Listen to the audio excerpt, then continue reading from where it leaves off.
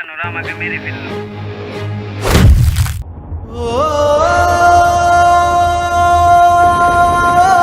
ভাই আমার অপরাধটা কি, আমাকে কেন মারতেছে? তুই আমাদের 50 লক্ষ টাকার মাল পুলিশকে ধরিয়ে দিয়েছিস, তাই তোকে মেরে ফেলবো।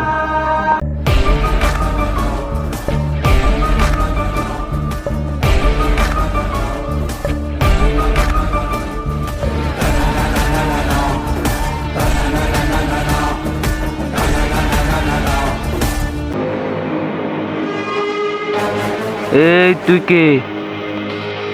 তোরা আমার ভাইকে কেন তুলে এনেছিস? তোর ভাই আমাদের 50 লক্ষ টাকার মাল পুলিশকে ধরিয়ে দিয়েছে, তাই তোর ভাইকে মেরে ফেলবো। এখান থেকে তুইও চলে যা, না হয় তুইও মরবি।